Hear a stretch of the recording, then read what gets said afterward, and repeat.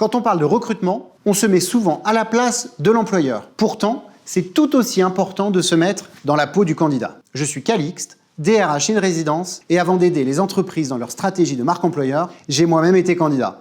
Et pas qu'un peu. J'adore l'adrénaline des entretiens. J'aime me projeter dans mon prochain job, la vie avec mes futurs collègues. J'ai même une sorte de CRM pour traquer mes candidatures et suivre mes stats. Donc que ce soit dans mon expérience ou en accompagnant les entreprises avec leur marque employeur, j'ai eu tout le loisir de me mettre dans la peau d'un candidat pour en décrypter la démarche. Dans ce premier épisode de Dans la peau d'un candidat, on va passer au crible 2 points de contact essentiels que vos candidats vont regarder avant même de postuler. Votre site et votre e-réputation sur les sites d'avis. Alors c'est parti, on commence par le site. Pour se préparer à vous convaincre, un candidat va s'attacher à bien comprendre votre produit ou votre service pour répondre à vos questions. Mais pour savoir si lui a envie de vous rejoindre, il a 2 options à consulter. Une page à propos et une page carrière.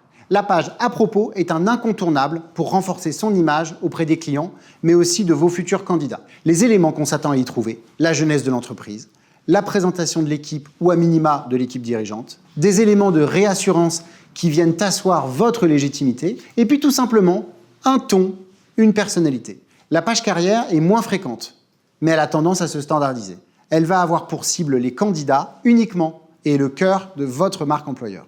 Aujourd'hui, si je clique sur « Nous rejoindre » dans un footer ou une barre de menu, je vais souvent me retrouver directement face aux offres d'emploi. Et si par ailleurs je trouve peu d'informations sur l'entreprise, ça va me laisser un peu sur ma faim. La bonne pratique, c'est donc une page carrière qui immerge dans votre culture, vos valeurs, votre histoire, votre équipe, le lieu de travail, toutes les raisons différenciantes de vous rejoindre.